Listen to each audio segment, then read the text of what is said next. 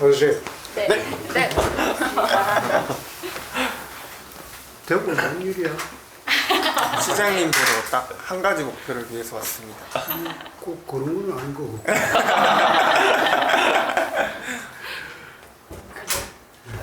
자, 네.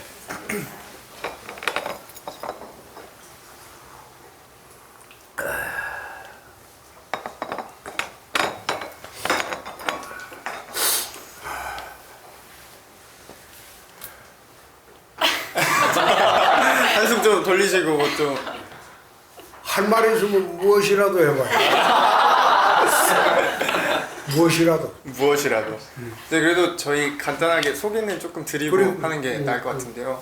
저희는 지금 이번 정부 들어서 청년보좌역이랑 2030 자문단이라는 제도가 운영이 되고 있습니다. 자, 9개 부처에서 시범은 운영이 되고 있는데요. 저는 행정안전부 장관실에서 근무하고 있는 박진감 청년보좌역이고요. 여기 앞에는 보건복지부에서 오신 손윤희 청년보좌역이십니다. 목주부. 네. 그리고 여기 계신 다른 청년분들께서는 그 청년보좌역과 함께한 2030 자문단이라고 이제 청년 정책에 대해서 자문해 주시는 20명의 위원분들이 계십니다. 그래서 이분들은 행정안전부에 소속되신 2030 자문단원분들이 시장님 함께 뵙기 위해서 오늘 찾아왔습니다. 오늘 나름 저희도 중앙 쪽에서 여러 가지 정책을 좀 다루고 있는데 이제 시장님께 여러 가지 조언이나 하고 싶은 말 있으면 해봐. 뭐라도 상관없어요. 혹시 뭐 하고 싶은 말 지금 시작에 강력하게 던지시고 싶은 이제 편하게 해봐. 뭐라도 상관없어. 그럼 약간 좀 가볍게 그걸 네 저희도 지금 한창 불타는 청년기를 보내고 있는데 시장님께서도 그 어느 때보다 불타는 청년기를 보내신 걸로 익히 알고 있습니다만은 우리 때하고는 지금은 세태가 많이 다르죠. 세태가 많이 다르죠. 우리 때는 먹고 살기가 힘들고 팍팍하던 시절이야.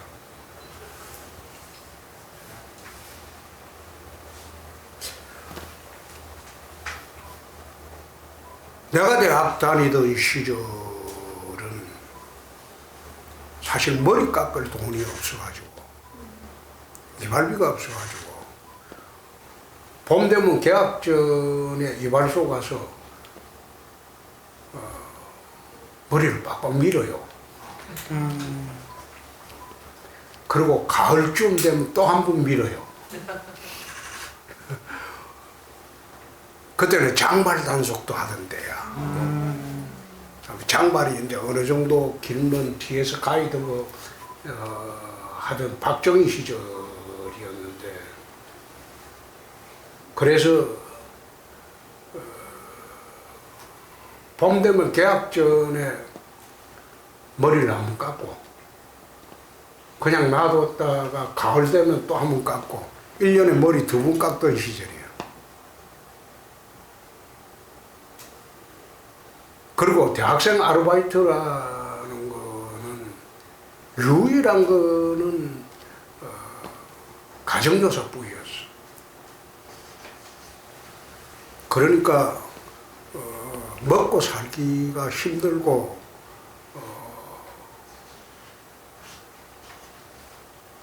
부모님들한테 기대지 않고 학교 다니려면 일주일 내내 저녁에는 가정교사하러 다니던 그런 시절이었고, 지금은 다르죠. 지금은 그때는 공부밖에 할 일이 없었으니까 그거라도 잘해야지 판사, 검사, 교사, 뭐 안 그러면 재벌 기업, 그런 시절이야. 그런 시절이고, 우리가 대학 졸업할 당시에는 대기업에 한두 군데만 합격하는 게 아니고 7, 8군데 합격해요. 그 당시에는 막 대한민국이 팽창하던 시기야. 팽창하던 시기니까 취직이라는 걸 걱정할 필요가 없던 시절이에요. 한 7, 8년 돼가지고 자기가 이제 마음 드는 데 가던 시절이에요.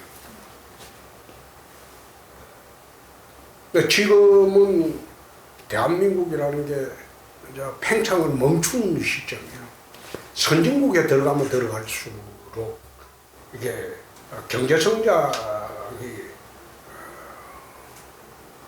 훨씬 둔화가 돼요. 우리가 대학 다니던 시절에, 젊은 시절은 1년에 10% 이상씩 막 성장하던 시절이에요. 근데 지금은 1, 2%밖에 성장 안 하거든.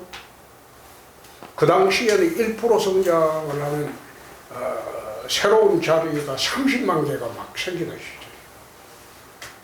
지금은 1% 성장하면 7, 8만 개 일자리도 안 생겨요. 그거는 기계화 시대가 됐고 전자화 시대가 됐고 인공지능 시대가 됐고 이래갖고 인력이 많이 필요하지 않아요. 그러니까 성장률이 1%가 된다고 하고 2%가 된다고 하더라도 일자리가 7, 8만 개 이상이 새롭게 생기잖아요. 그런데 지금 대한민국에서 1년에 졸업하는 대학생들이 100만 명이 넘어요. 그걸 어떻게 수용하겠어요? 수용 자체가 안 되지. 그러니까 청년 정책이 어떻고 청년 정책을 어떻게 수립하느냐, 그게 이제 어느 정권마다 고민이지. 근데 옛날하고 달리 시대가 좋아진 거는, 옛날에 우리가 대학 다니는 청년 시절에는 대한민국에서 1등을 해본들 세계 100등이 안 돼. 세계 100등이 안 된다고. 근데 지금은 대한민국의 1등이 세계 1등이 되는 시대가 돼버렸어요. 시대가 확 달라졌어. 그래서 대한민국에서 새롭게 발명한 기술은 세계 최고의 기술이 되는 거예요. 그런 시대가 돼버렸어요. 그러니까 지금은 청년들한테 우리가 다닐 때보다 기회가 훨씬 많은 세상이 됐고 또 도약할 수 있는 세상이 됐지. BTS 같은 경우 한번 보라고. 그 원래 뜨기는 한국에서 뜬 거 아닙니다. 미국에서 뜬 거예요. 미국에서 떠서 한국으로 전이가 된 거지. 우리나라 이미자 선생이 그렇게 아름다운 목소리를 갖고 있어도 세계의 이미자라는 말은 못 듣잖아. 시대가 많이 달라졌어요. 그러니까 청년들한테 옛날처럼 고정적인 인식으로 어느 취업 자리를 간다, 무슨 자리를 간다, 그게 중요한 게 아니고 자기가 하고 싶은 것을 집착을 하고 자기가 하고 싶은 분야를 집중적으로 파고들면 세계 1등이 될 수 있는 그런 시대가 되어버렸다 이 말이에요. 그러니까 오히려 기회가 다양하게 열려 있고 할 일이 훨씬 많은 시대가 됐지. 우리가 다니는 시대는 궁핍의 시대고 여러분들이 다니는 시대는 풍요의 시대예요. 그래서 청년정책이라는 것도 그래요. 역대 정권마다 청년들 동원해갖고 청년정책 운운하고 있지만은 난 그렇게 해서 청년정책이 나오냐. 청년들을 자유스럽게 해줘야 돼. 기존의 기성세대가 가진 그런 사고의 틀 속에서 청년을 묶어 놓으려고 하면 안 돼. 자유스럽게 생각하고 자유스럽게 살고 거기에 무슨 제약을 강하고 할 필요도 없어요. 지 인생 지가 책임지는 시대가 됐으니까. 옛날에는 자기 인생을 부모가 책임지는 시대가 됐는데 자기 인생 자기가 책임지는 시대야. 그러니까 여러분들은 우리가 청년시대 보낼 때보다 훨씬 기회도 많고 자유스럽고 좋은 세상이 됐지. 여러분 혼자 골방에 컴퓨터 앞에 앉아가지고 토닥거리고 그렇게 살면 폐쇄공포증에 걸려. 청년들 시대에 요즘 청년 정책이라는 거는 기성세대가 해줄 수 있는 거는 자기들의 틀 속에 가두지 마라. 자기 책임으로 자기 인생 사는 사람들인데 그건 뭐 하려고 기존의 틀 속에 가둬가지고 기존의 가치관으로 청년들을 재단을 하냐. 자유스럽게 살고 자유스럽게 생각하고 그 속에서 새로운 세계가 나오고 또 새로운 가치가 생기는 겁니다. 일단 뭐라도 해봐야겠네요. 각자가 하고 싶은 거 하는 그쵸. 세상이에요. 각자가 하고 싶은 거 하는 세상이에요. 눈치 보지 마시고 각자 하고 싶은 말씀 하시죠. 근데 이렇게 자유스럽게 살려면 자유스러운 생각을 가질 수 있어야 하잖아요. 그러면 사실 지금의 어떤 교육 방식이나 교육 제도 자체가 자유스러운 생각을 못 가지게 하는 그런 방식이잖아요. 제도에 얽매이지 마라. 제도가 그렇게 하든 말든 다 같이 나와. 그 제도를 갖다가 그걸 뭐 100여 년 된 교육 제도를 새로 바꾼다? 그거는 청년들이 할 일이 아니야. 제도가 어떻게 되든 말건 자기 주관대로 사는 세상이야. 교육 제도가 잘못됐다 그래 생각하지 마요. 그 제도 속에서 새로운 세상이 또 나오는 거야. 시장님 얘기 듣다 보니까 말씀 듣다 보니까 저는 요즘 생각이 드는 게 꼰대 같지 않은 어른이 되려면 진짜 어른이 되려면 어떻게 해야 될까라는 생각을 하는데 참 말씀하시는 게 꼰대 같지 않은 어른으로서 할 수 있는 말씀을 다 해주시는 것 아니, 같아서 꼰대라는 개념이 네. 그거예요.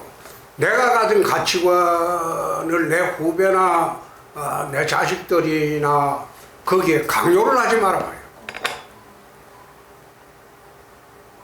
나는 내 아들이 둘이가 있는데 내 아들 둘이가 어릴 때부터 말 배울 때부터 지금까지 친구로 지냅니다.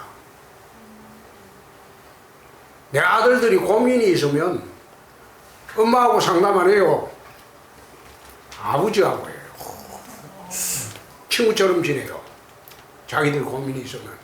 그리고 요즘도 하루에 한 번씩 둘 다 결혼했어요. 우리는 결혼할 때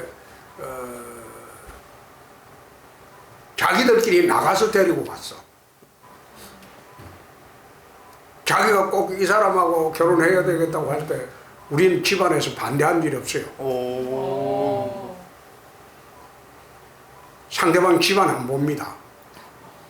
본인이 같이 살아야 할 사람인데 그건 뭐 하려고 부모가 그걸 관여를 합니까? 자기가 데려와서 이 여자하고 같이 살겠다고 그럴 때 흔쾌히 네가 판단했으면 존중한다. 심지어 강남에 가면 그 뚜쟁이들이 있어. 그치? 응? 뚜쟁이들이 있는데 우리 둘째는 어느 재벌가 손녀하고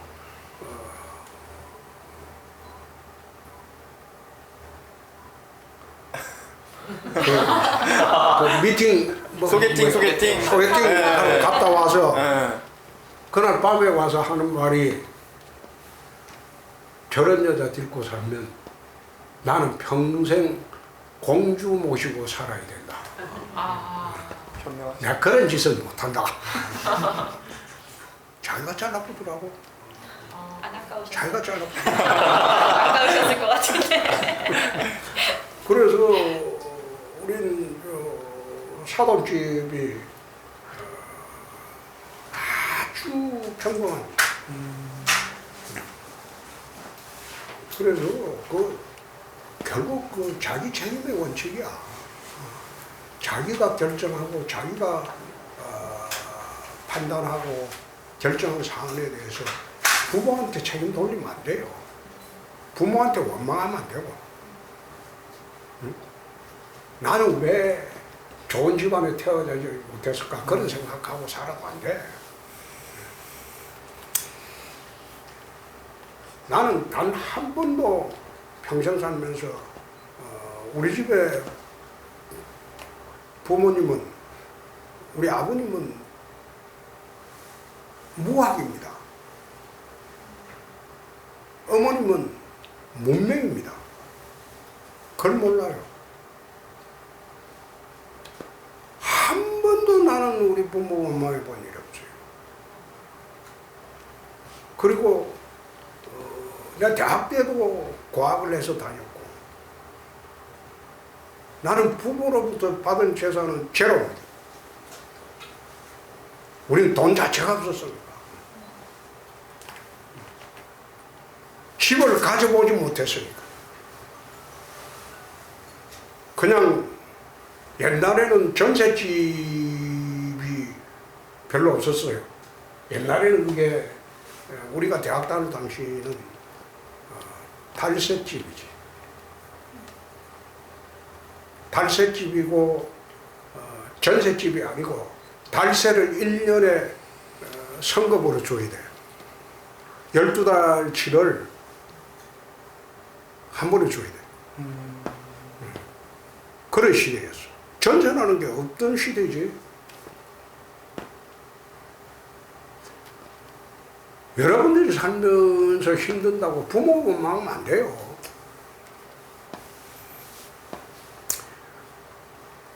나는 평생을 우리 부모님한테 고맙게 생각하고 살았어. 단 한 번도 원망해 본 일 없어.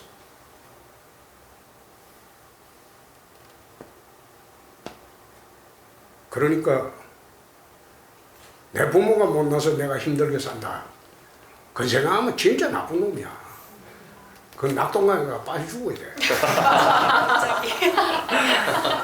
천인공노할.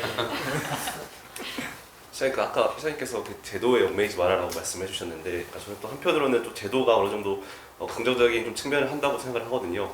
또 그런 맥락에서 또 뭐 여러 가지가 뭐 이렇게 제도라든지 아니면 여러 가지가 있는, 저는 교통 인프라도 어떻게 보면 제도적인 측면에 있지 않을까라는 그런 맥락에서 이번에 또 시장님께서 또 대구와 또 이렇게 광주를 잇는 달빛 고도를 또 추진 중이지 않습니까? 그건 이제 어떻게 이제 내가 결론이 날지 뭐 내가 민주당하고도 친해요. 오늘 이야기도 듣고 가셨. 아니 나는 그렇게 있으면서 민주당하고 우리 싸우기는 싸워도 낮에 싸우고 밤에 술 마시면서. 만나서 풀고 이래야지. 옛날에는 그랬거든. 옛날에는 우리가 그 원내대표하고 당대표하고 이럴 때 민주당하고 낮에는 국회에서 치열하게 싸우더라도 저녁 때는 또 만나가지고 여의도 그 앞에 포장마차 가가지고 밤늦게 소주 마시면서 서로 풀고, 조직이라는 게 최소한의 위계 질서가 있거든. 그리고 조직이 유지되려고 하면 그게 위계 질서가 최소한에 있어야 돼요. 우리가 마음대로 생각하고 하라고 해서 그걸 갖다가 윗사람을 갖다가 깔보고 덤비고 그렇게 하라는 건 아니야. 서로 존중해야지. 그 요즘 약간 그 국회도 판이 좀 바뀌어야 된다. 젊은 사람들도 정치 많이 해야 된다. 이런 이야기 많이 나오고 있잖아요. 그거는 참 나는 이렇게 유럽이나 영국 가면 정당 가입 연령이 16세입니다. 고등학교 때부터 가입해요. 그리고 자기 지역에서 지방자치훈련이 잘 돼 있어요. 우리나라 기준으로 하면 그 보통 30세 이상 겪어야 하는 그런 정치 시스템은 딱 우리나라보다 절반 이상의 나이에 겪고 있어요. 우리나라는 그 역량을 갖추려면 유럽이나 저런 나라하고는 달라요. 그거는 태어나가지고 어릴 때부터 민주주의 교육을 받아요. 예? 그리고 지방자치의 풀뿌리부터 전부 경험을 하면서 민주적인 소양을 어릴 때부터 다 갖춰가지고 20대 중후반에 의회로 나와요.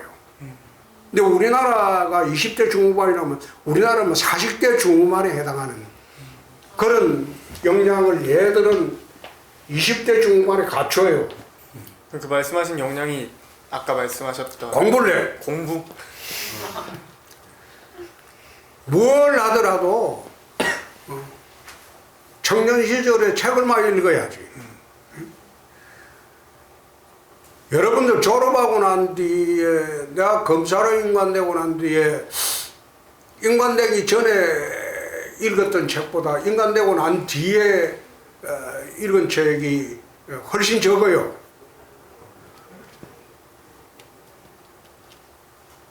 사회에 들어 나와가지고 사회활동을 시작하고 나면 책 볼 시간이 줄어들어요. 없어요. 그나마 검사 시절에는 수사위에는 할 일이 없으니까 한 달에 한 권씩이라도 책이라도 읽었지. 그런데 검사위에 정치하고 난 뒤에는 워낙 잡일이 많으니까 책 읽은 시간이 없어요. 근데 기본 자질이나 소양은 책에서 나와요. 내가 가끔 대학 특강 가서 하는 이야기가 너희들이 지금 힘들고 고통스럽겠지만 대학 졸업하면 너희들은 책 볼 시간이 없어진다. 그건 사회에 부딪히면서 몸으로 익히는 것밖에 안 남는다. 그런데 역량을 키우려면 내가 알고자 하는 분야에 책을 많이 읽어야지. 책을 많이 읽고 그 다음에 이제 실력을 갖춘 후에 뭔가 하겠다고 해야지. 그렇지 않고 나이를 기준으로 내가 요즘은 거꾸로 나이를 기준으로 대접받아야 하는 풍토가 이상하게 생기는 바람에 더 이상해진 거예요. 그러니까 내 말은 책을 많이 그런 맥락에서 어떻게 그 청년들에게 이건 읽어봐라. 오, 추천해줄 만한 추천도서. 나는 그런 거 제안 안 해. 자기가 알고 싶은 분야의 책을 내가 만약 뭐 블랙체인인가? 블록체인을 네. 하고 싶다. 그 책을 꼭 읽어보고 해보고. 또 그거 어느 정도 이해가 되면 그 다음 내가 뭐 앉아서 메타버스를 또 알고 싶다. 메타버스에 대한 자료를 수집해서 읽어보고 그리고 앉아서 그 자기가 관심 갖는 분야에 거기에 전공서적을 가지고 밤을 새고 일을 봐도 좋고 그리고 인문학에 관심 가지면 뭐 소설책도 읽어보고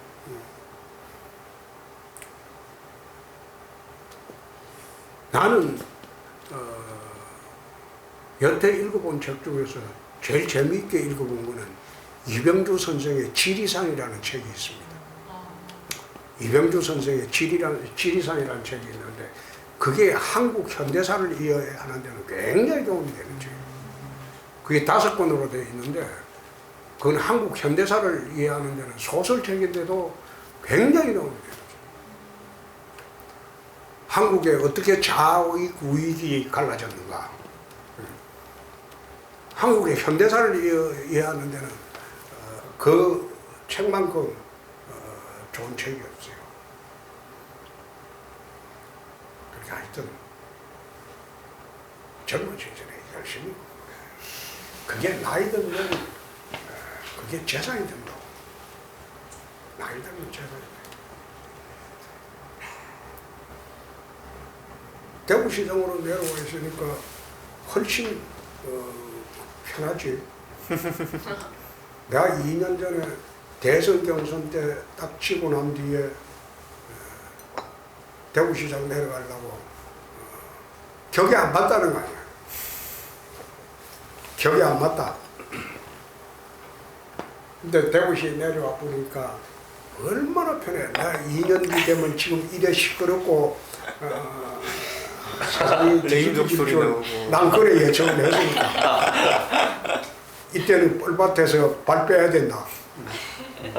내년 총선 지난 후에 다시 밭이 조성되면 그때 시작하면 되는 거고 국회 의석원들 별 의미가 없다. 그래서 대구시로 대구시장으로 내려와 버렸지. 너희끼리 싸워봐라. 내 말이 맞나 틀리나 보자 약간. 나는 비교적 인생을 재미있게 사는 사람이야. 근데 요즘은 내가 이런 이야기하면 진짜 꼰대 같은 이야기가 되지만 독이 되던데. 요즘은 순정의 시대가 아니야. 낭만이 없습니다. 낭만도 시도하면 없고 안 배우고 잔소리 들은 적 우리가 대학 다니는 시절에는 연애 한 번 하면 그게 곧 이제 인생의 끝까지 가는 거야. 요즘처럼 뭐 한 달 만나다가 차쁘고 뭐 그런 그냥 안녕하세요. 한 번 만나면 그 인생 끝이야. 꺼서 그 죽을 때까지 가는 거예요. 그런 순정이 없는 시대가 되다 보니까 세상이 상망해지는 거예요. 세상이 상망해지는 거예요. 좀 의리가 없다고 느꼈습니다. 의리가 아니고 계산을 좀 많이 하고. 그러니까 너무 정물적인 시대가 돼버렸지. 시대가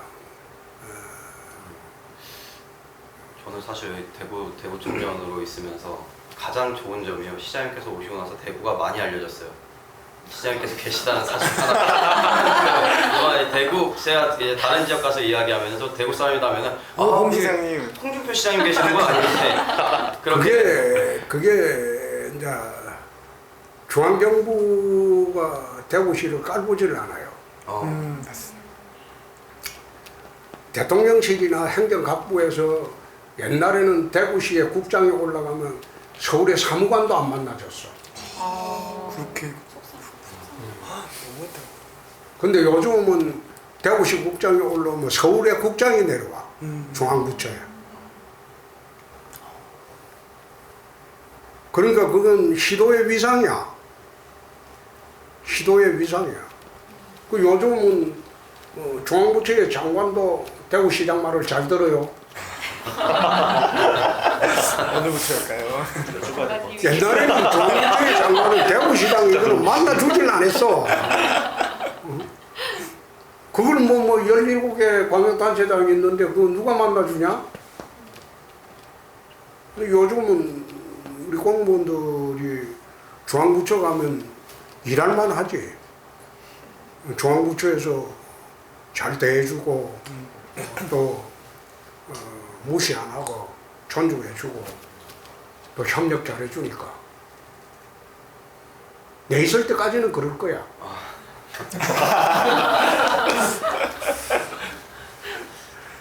대구가 이게 원래 섬유도시였거든. 대구가 섬유로 대한민국 경공업 시대의 섬유로 대구가 이게 이제 대도시가 된 거야. 대구 주변의 사람들이 이제 섬유공장이 이제 대구가 대한민국의 석유 시대에서는 대구가 중심이었어. 근데 30년 전부터 섬유가 쇠퇴하기 시작하는데 대구의 산업 구조를 못 바꿨어. 거기에 의존하다가 지금 이제 GRDP가 전국의 꼴찌가 돼버린 거예요. 그래서 작년부터 대구 전체 산업 구조를 다 바꿉니다. 거기 5대 신산업, 거기다가 이제 UAM, 도심 항공 교통까지 전부 합쳐서 신산업 구조로 다 바꿔 나가고 있는 과정이니까 저게 이제 어느 정도 앞으로 한 2년 반 되면 어느 정도 정착이 될 거예요. 정착이 되면 대구 산업 구조가 이제 다 바뀌면서 첨단 산업 구조로 바뀌면서 대구에 있는 그 학생들이 굳이 서울 갈 필요가 없는 그런 시대가 돼버리는 거지. 대구에서 대학 졸업하고 80%가 서울로 가요. 근데 서울에 있는 대학 애들도 성공하기 어려운데 대구에서 올라가서 그게 성공하기 쉽겠습니까? 그러니까 산업 구조를 재편을 하면서 신산업이 발달을 하게 되면 아주 그 청년들이 고품질 일자리가 생기는 거지. 그걸 지금 이제 기초를 만들고 있는 거예요. 아마 2년 반 쭉 하면 기초가 거의 닦여질 거예요. 그래 되면 대구에 있는 애들이 서울로 올라가지도 않아도 되는 그런 시대가 올 겁니다. 근데 딴 데는 내가 모르겠고 우선은 됐구만. 내가 맡은 분야는 그렇게 하는 게 옳지 않느냐. 그 안에 대구로 이사를 좀 오히려 서울에서 대구로 오는 일이 많아요. 그게 이제 공항이거든. 공항이 저게 이제 유럽, 미주까지 갈 수 있는 공항을 이제 하나 만들어내면 거기에 공항 주변에 첨단 산업단지가 생깁니다. 첨단 산업단지가 공항 주변에 수천만 평이 생기는 거죠. 그래 되면 대구 경북에 거대 경제권이 하나 생기는 거예요. 근데 거기에 이제 의료시설, 문화시설, 그리고 교육시설까지 합치게 되면 후방에도 거대 경제권이 하나 생기는 거죠. 그래서 공항 건설에 집중하는 거예요. 공항까지 하시려면 한 번 더 하셔야 돼요. 공항까지 하시려면 한 번 더 시작 하셔야 될 것 같아요. 아이고 이제는 나이가 있어서 더 큰 거를 그래도 시장님께서 좀 더 해주셔야 그 공항이 빨리 되는데 2년 반만 하면 바로 착공하면 일찍 완공이 될 수 있도록 시스템을 딱 갖춰놓고 나가버리면 누가 들어와도 상관이 없어요. 그 시스템을 다 갖춰놓고 그래 하면 그 다음부터는 실질적으로 결정할 일이 없고 집행만 하면 되는 시대가 되는 거죠. 시장님 좀 계실 집행도 빨리 의성군에서 왔습니다. 의성군에서. 제가 의성에서 와서 좀 도움을 좀 덕 좀 받으려고 어성하고 군위하고 그 다음에 안동 남부하고 그쪽은 앞으로 10년 보고 첨단 산업단지를 만들려고 해요. 만들게 되면 서울 갈 필요가 없지. 거기에 공항도시가 생길 거예요. 지난번에 어성군수가 한번 예를 매길래 아니, 제가 먹인 거 아니라서 군위 어성 지역에 1000만 평 이상 첨단 산업단지를 만들 겁니다. 그러면 그 단지에 삼성타운에 그 사이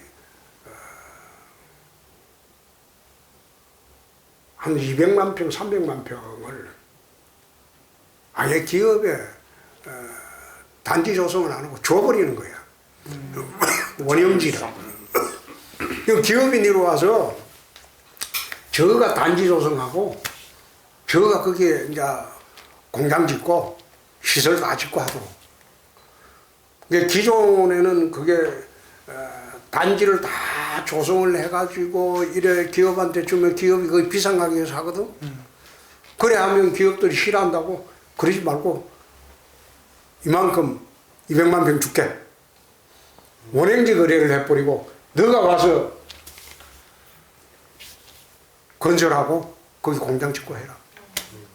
근데 아직은 대한민국에서는 한 번도 그래 본 일이 없어요. 근데 그런 형식으로 단지 개발해버리는 거예요. 그럼 기업은 좋지. 기업한테 뻘밭을 갖다가 한 100만 평 주워버리는 거예요. 이거 전부 경제작업 해갖고 너가 100년 써라. 100년에 1달러만 내라. 그럼 기업들이 와서 신나가지고. 저가 알아서 다 개발하지.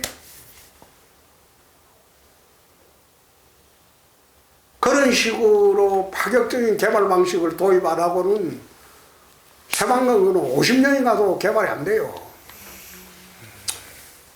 그 대한민국을 개발하는데도 개발 방식을 바꿔야 돼.